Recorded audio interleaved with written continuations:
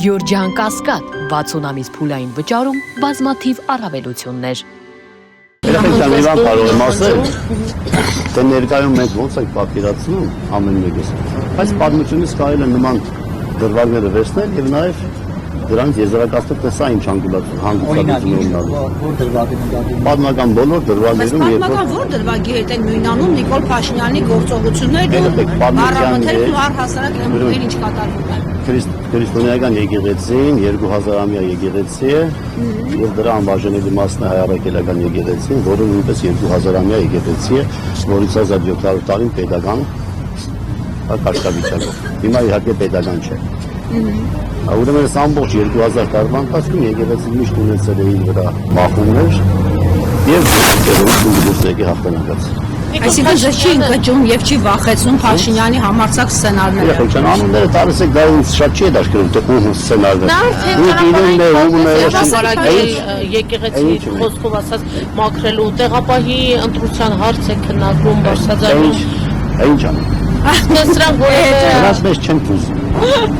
Մենք եկեղեցին ասում եմ անցել է ճանապարհներ։ Իսկ Նիկոլ Փաշինյանի քայլերը որևէ ասում չեն տանում։ Եկեղեցին մնալու է այնպես, կաթողիկոսի գլխավոր։ Երբևէ եթե պատմության մեջ լսած ունեք, որ որևէ մի անհատ մարդ արարած դուրս եկե Աստծո դեմ ապստամբել եւ հաղթել է, այստեղ կարող եք այդ հարցերը տալ։ Իսկ եթե շատ ու շատ հոգեվորականներ համարում են, որ սա ոչ թե Նիկոլ Փաշինյանի ծրագիրն է, այլ Նիկոլ Փաշինյանը ընդհանրապես իրագործում է Փաշազադեի պլանը, այս դեպքում մենք էլի նույն համարձակությամբ կասենք, որ հաղթանակը միևնույն է եկեղեցու։ Հոգեվորականները այդպես են մտածում եւ արտահայտվում։ Ինձ պիտի հարցնեք։ Չէ, այդուհանդերձ, եթե համարենք Աստված միարացրել, որ այս ծրագիրը ոչ թե փոքրիկ ԿՊ-ական խմբակի ծրագիրը, այլ մասշտաբային է եւ արտաքին ճնշումներով են, էլի մենք նույն վստահությամբ կարող ենք ասել, որ եկեղեցին է հաղթելու։ Միանշանակ, ուրիշ կարծիք չկա։ Եթե պետությունը պարտվում է եկեղեցին միևնույն հաղթում է։ Միանշանակ, ուրիշ կարծիք չկա։ Այս բարակամել եկեղեցին հաղթելու։ Անպայման։ Հիմա եկեղեցին իր հաղթական ընթացքի մեջ է։ Ինչպես երբ որ եպիսկոպոսներ Փաշինյանի ձեռքն են սեղմում։ Ինչ կապում է։ Մեկը եկեղեցին իր հաղթական ընթացքի մեջ է։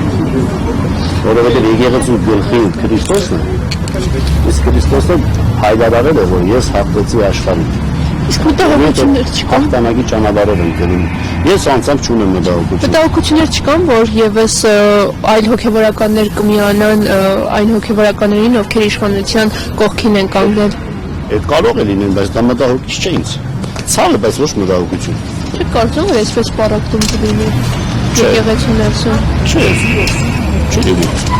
Եկեղեցու ներսում չի լինի պարակտում։ Եկեղեցու ներսում լինում են առանձնացումներ, որոնք ինքնաբերաբար եկեղեցուց դուրս են համարվում, եւ եկեղեցու ներսում մնում է չպարակված։